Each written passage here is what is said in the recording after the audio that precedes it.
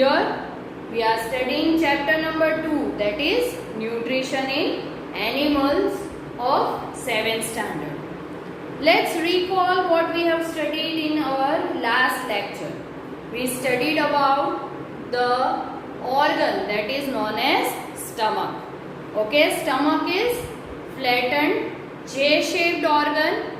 Okay, and it is known as the widest part of our alimentary canal. Now what happens in the stomach? We have already learned. Let's again recall it.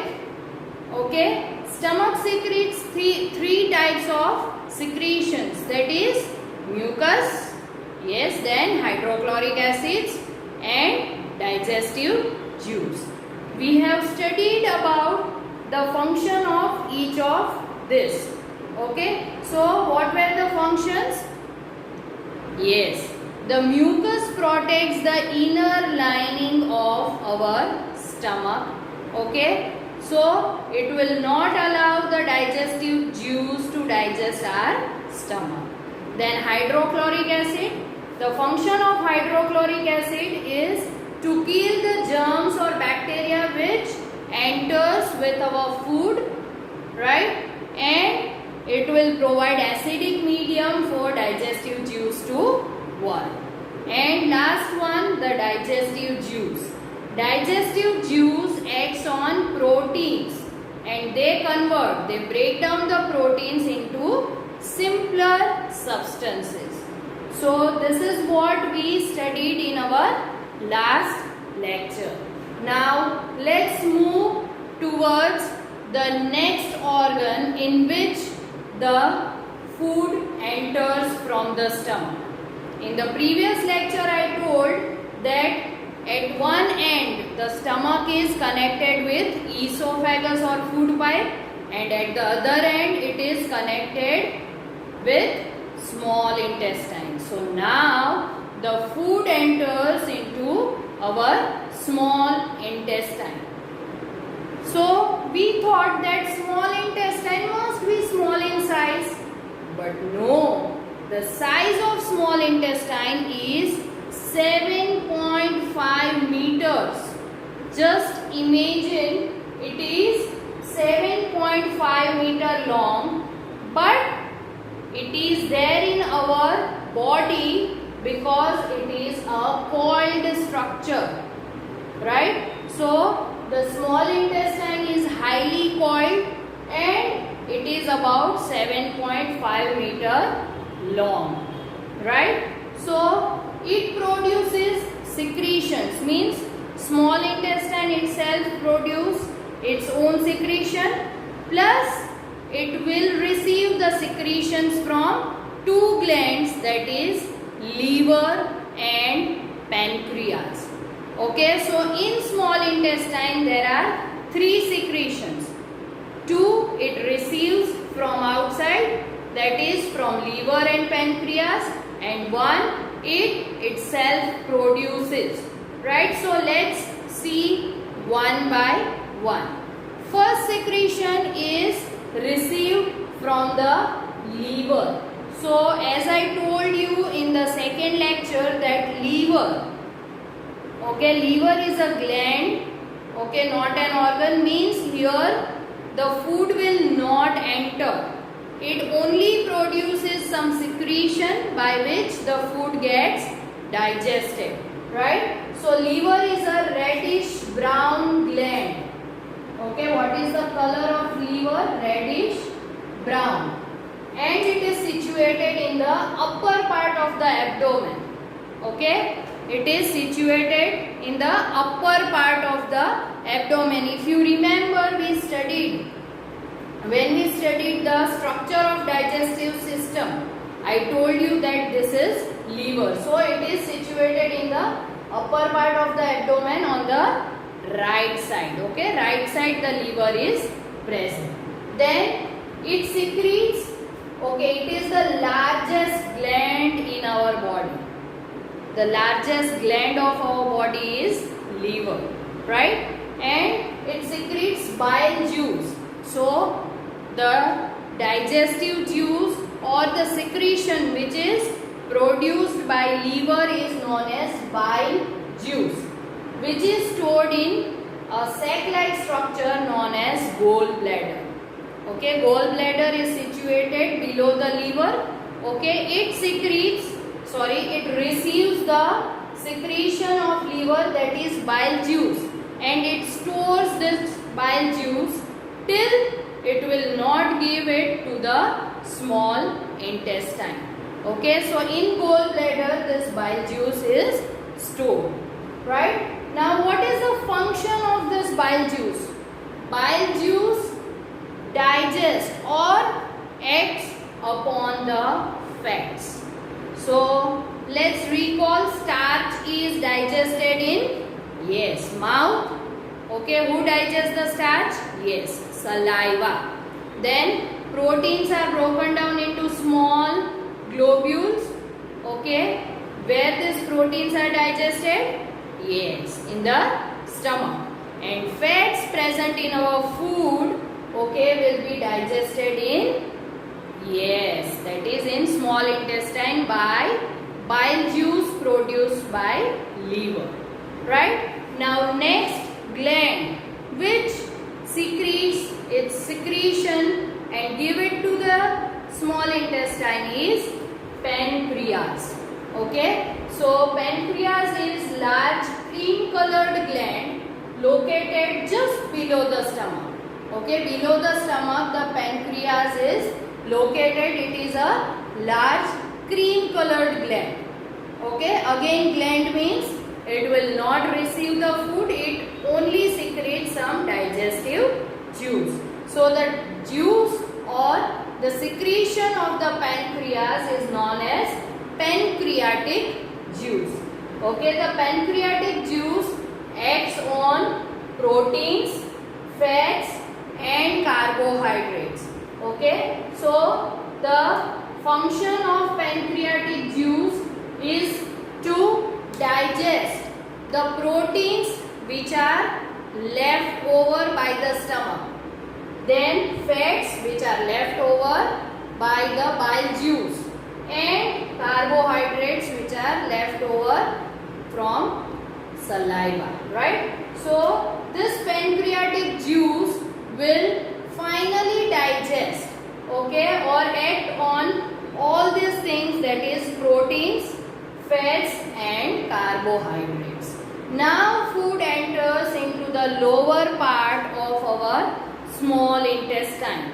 Okay, in the lower part, as I told you that small intestine itself produces some secretion. Okay, this secretion is known as intestinal juice. So lower part of small intestine produces intestinal juice. This intestinal juice finally digests all the components of food. So carbohydrates get converted into simple sugars like glucose. Fats are converted into fatty acids and glycerols, and proteins are converted into amino acids. So here the process of digestion completes. Now the food is there into small intestine. Now what happens in the small intestine? The food get absorbed. So the process is known as absorption of food. So let's study what happens in absorption. Okay, as we know that food is still in the small intestine. So in the small intestine absorption occurs. The food passes to the blood vessels in the wall of small intestine. So the digested food passes to blood vessels, and this process is known as absorption. Now the inner wall of the small intestine have thousands of finger-like outgrowths known as villi. Okay, they are finger-like outgrowths, means these villi absorb the digested food. Okay, why these villi are present? Because it increases the surface area.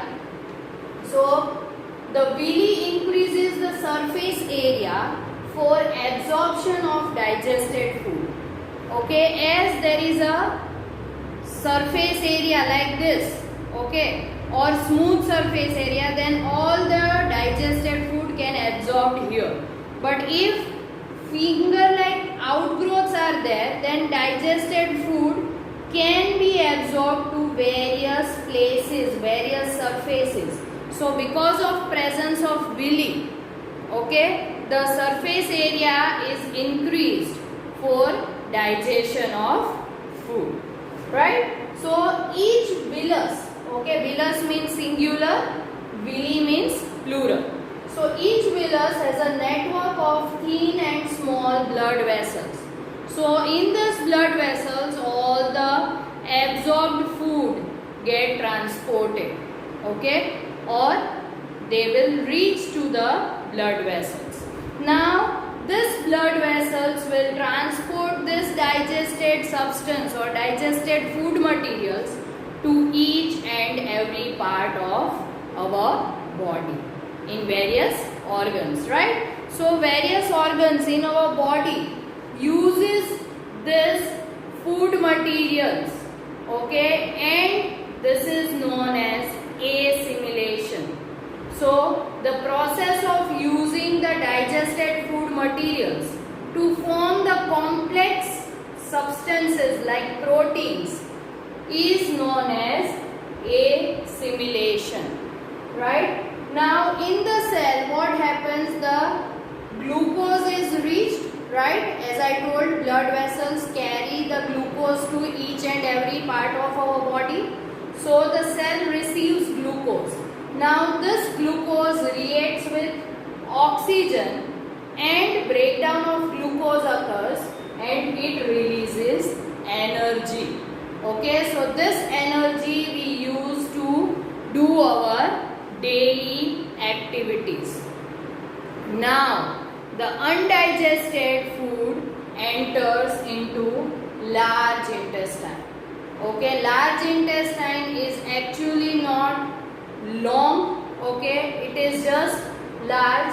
It is wider and shorter than small intestine. The length of it is approximately 1.5 meter. Okay, the small intestine is in length, it is 7.5 meter, right? But the large intestine is only 1.5 meter long. Now what is the function of large intestine? It absorbs the water and some salts from the undigested food. Okay, so it absorbs the water and salts from undigested food. Remaining waste, okay, that is undigested food, is stored in the rectum. If you remember, in the second lecture I told that there are some organs in our alimentary canal. In that, the fifth organ was large intestine, okay, ending with rectum. So rectum stores the undigested food or waste material, okay, in the form of semi-solid feces. Okay, this is stored here in the rectum. Okay, now this semi-solid feces or undigested food will be removed from the anus, and this process is known as egestion. Okay, so the removal of feces from the anus time to time is known as egestion. Okay, so this is the process of nutrition in animals. It involves 5 main processes. First, ingestion. Second, digestion. Third, absorption. Fourth, assimilation. And fifth, egestion. So this is all about digestion of food in human beings. Now in the next lecture we are going to study about the digestion in grass eating animals, that is in herbivores, right? So till that, be